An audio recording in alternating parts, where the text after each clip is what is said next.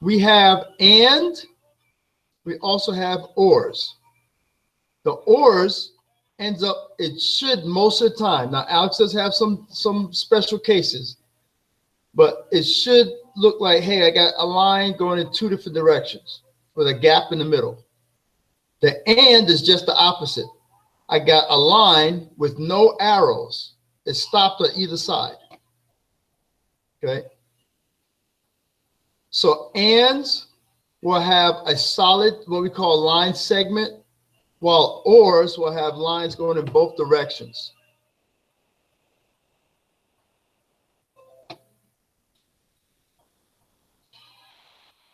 Okay.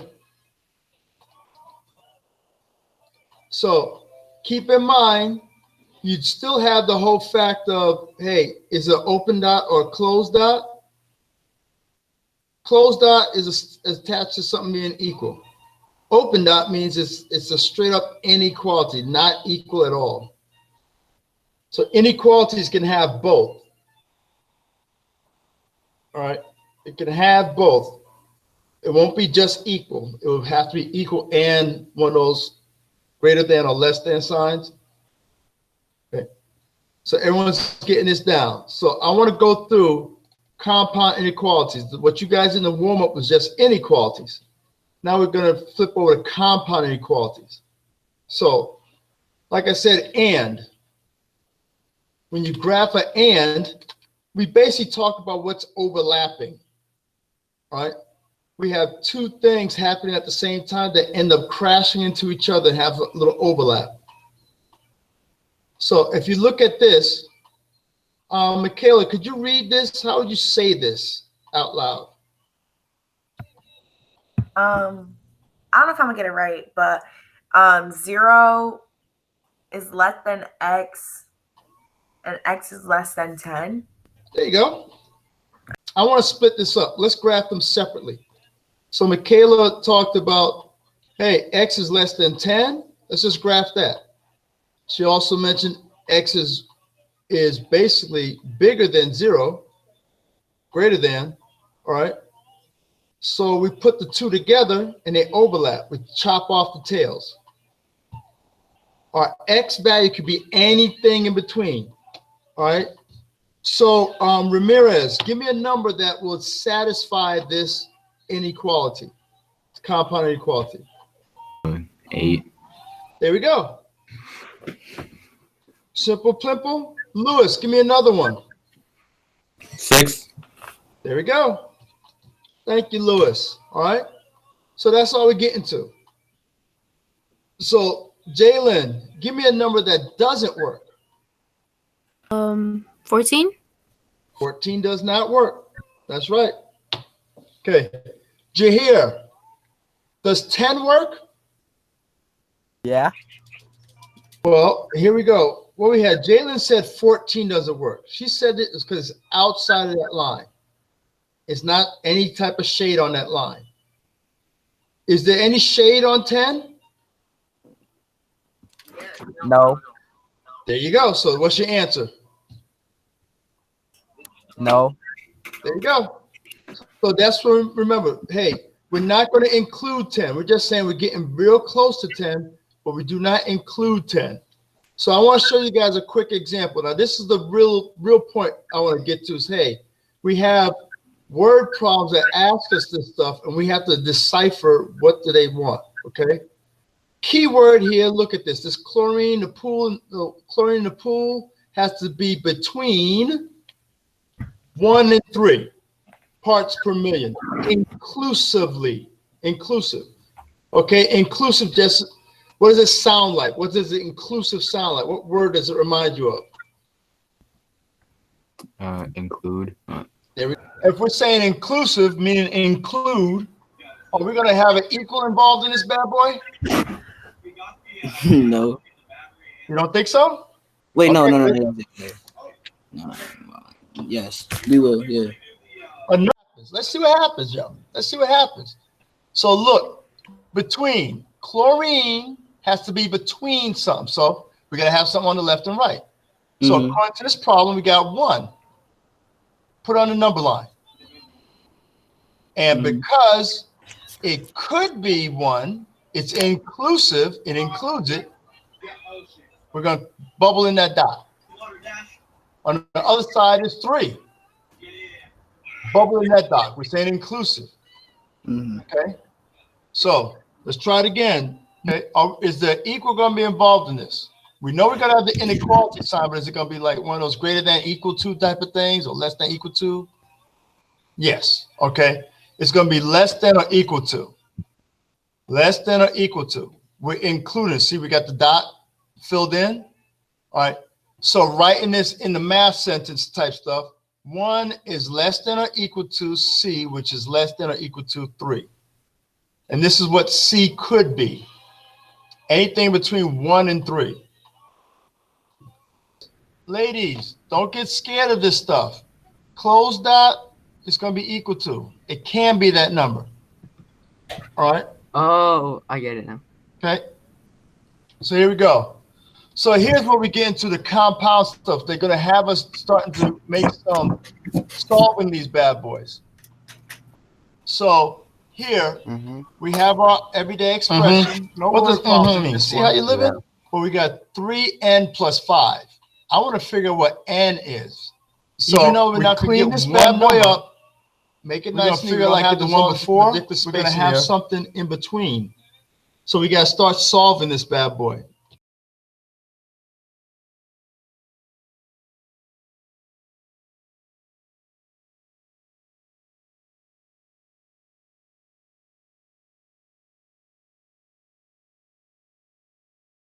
First thing we need to do, get rid of friends, subtract 5. So notice, people, we got to do 5 over here, 5 over here, and 5 at the end here. Beginning, middle, and end, because that's where all the numbers are. We got to balance everything out. Okay. So Ben L, after we do that, we got one more step. Family's real close. Friends are far apart. They were easy to get rid of friends. What we got to do now? Divide 3 on both sides. Zachary. All right.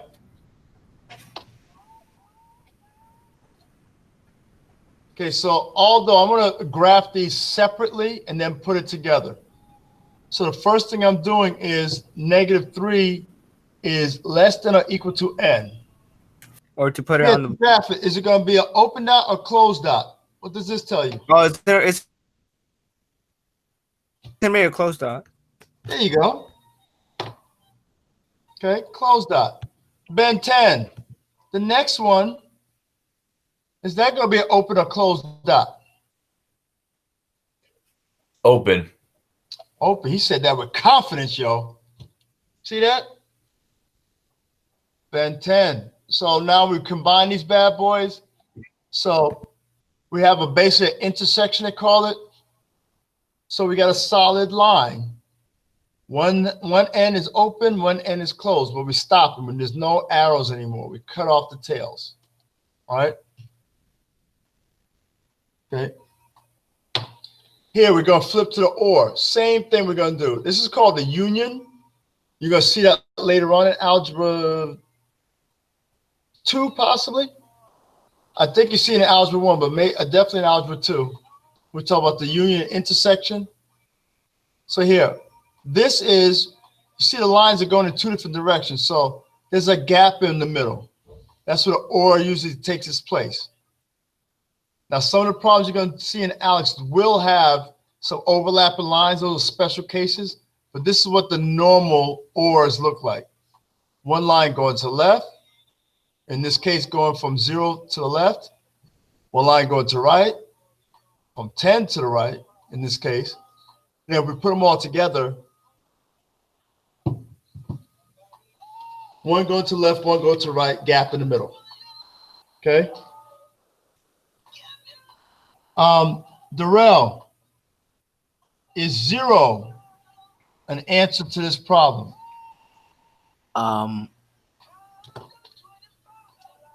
No.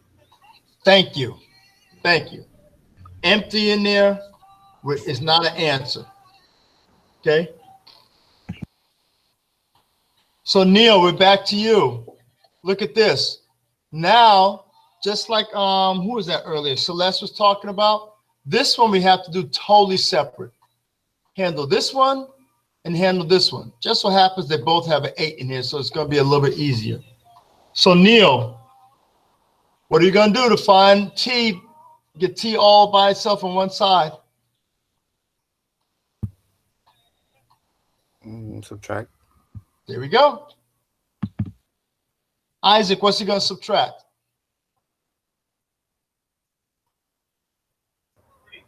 The 7. Ah, close. Wait, hold on. That's not in our way. Oh, not the 8. The 8. There we go. The 8's in our way. All right. Then we go through, like I said, we're going to graph these individually. Since we had an equal sign, we have a closed dot. Since we have a no equal sign, we have an open dot. Put those bad boys together, and you're going to see that a line going in both directions. So now, people, we're doing the reverse. We had the graph, we had the, we had the inequality, solved it, made a graph. We're going to do the reverse. Here's a graph. Give me the inequality. So Jalen, right here. Jalen, is this going to be an and? Or could it be an or? Which one is this going to be? Gap in the middle. An and? And, ooh, it's an or. Ah. Okay. And would not have a gap in the middle.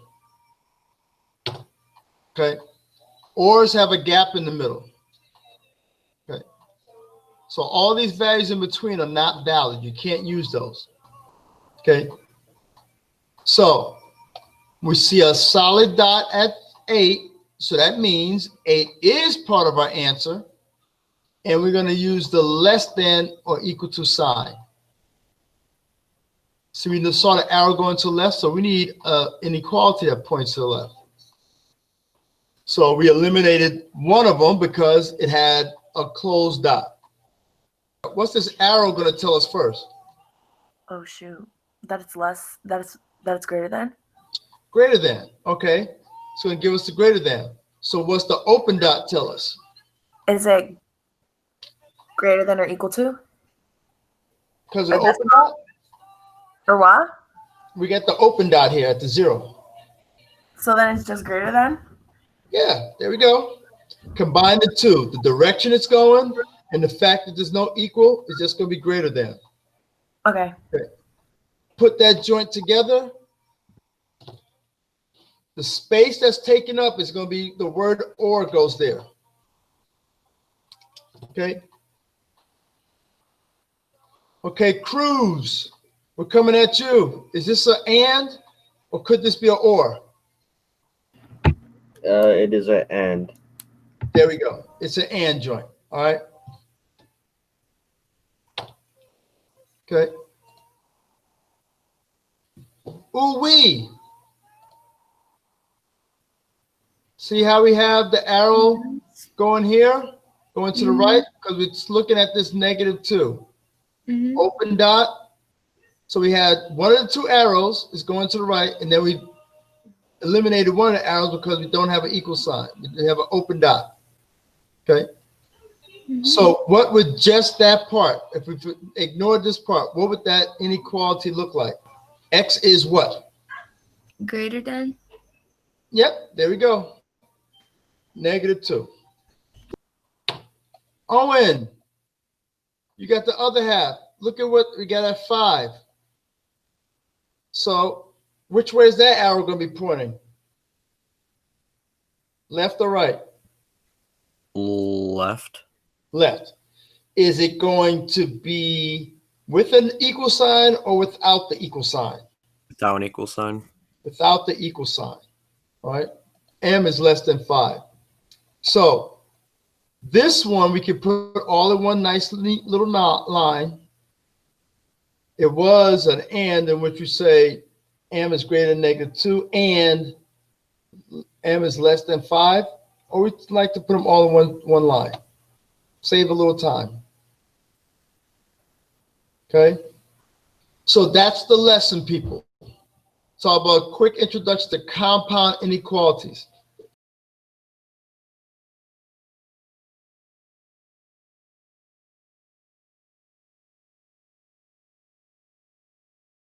Eight. Here we go. Simple plimple. Lewis, give me another one.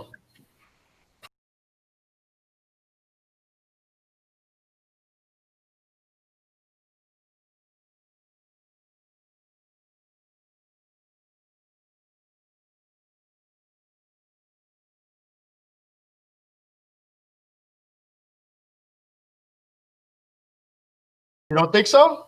Wait, no, Okay, no, no, good. no, no. Yes, we will. Yeah.